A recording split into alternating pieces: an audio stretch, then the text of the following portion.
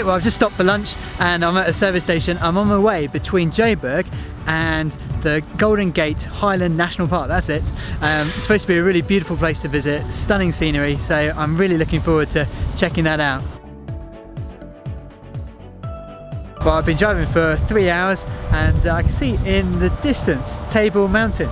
Now I thought that was in Cape Town, but there you go, my South Africa geography is not very good.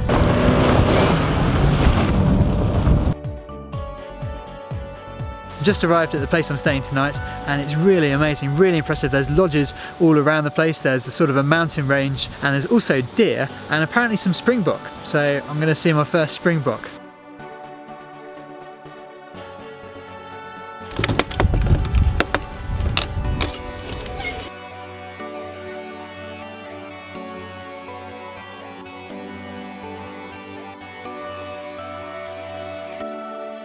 Well, I've just woken up and I can see outside my window, about 100 metres, some zebra and some other sort of animal, but I'm not quite sure what they are. I'm going to go and see how close I can get.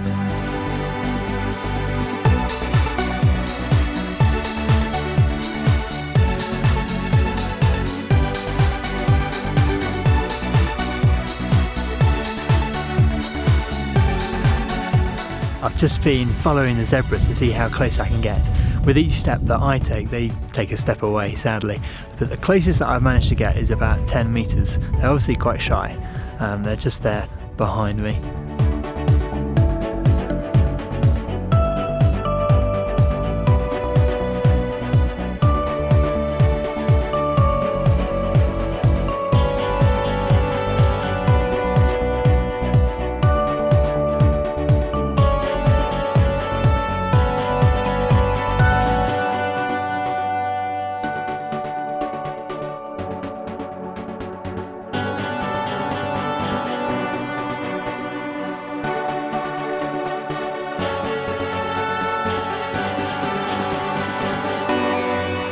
This is amazing. I'm only about 400 metres away from my lodge, been walking around for about 45 minutes and I've seen 4 packs of animals.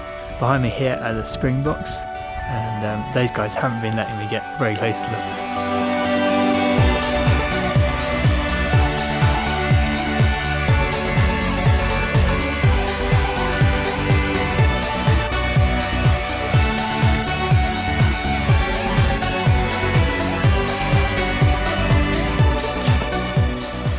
So the plan for the trip is to head from Joburg, that's where I flew in.